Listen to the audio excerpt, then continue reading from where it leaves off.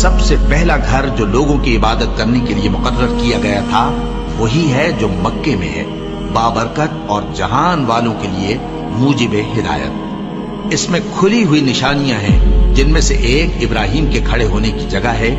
جو شخص اس مبارک گھر میں داخل ہوا اس نے امن پا لیا، اور لوگوں پر اللہ کا حق یعنی فرض ہے کہ جو اس گھر تک جانے کا مقدور رکھے وہ اس کا حج کرے، اور جو اس حکم کی تعمیل نہ کرے گا تو اللہ بھی اہل عالم سے بے نیاز ہے۔ اور جب ہم نے خانہ کعبہ کو لوگوں کے لیے جمع ہونے اور امن پانے کی جگہ مقرر کیا اور حکم دیا کہ جس مقام پر ابراہیم کھڑے ہوتے تھے اس کو نماز کی جگہ بنا لو، اور ابراہیم اور اسماعیل کو حکم بھیجا کہ طواف کرنے والوں اور اعتکاف کرنے والوں اور رکوع کرنے والوں اور سجدہ کرنے والوں کے لیے میرے گھر کو پاک صاف رکھا کرو۔ بے شک کوہ صفا اور مروہ اللہ کی نشانیوں میں سے ہیں،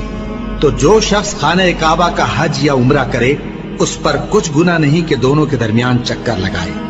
بلکہ یہ ایک نیک کام ہے، اور جو کوئی نیک کام کرے تو اللہ قدردان ہے، دانا ہے۔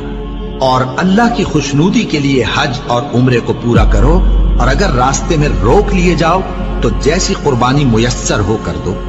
اور جب تک قربانی اپنے مقام پر نہ پہنچ جائے سر نہ منڈاؤ۔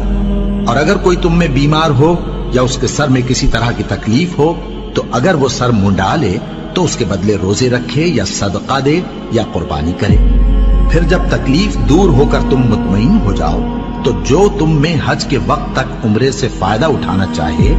وہ جیسی قربانی میسر ہو کرے،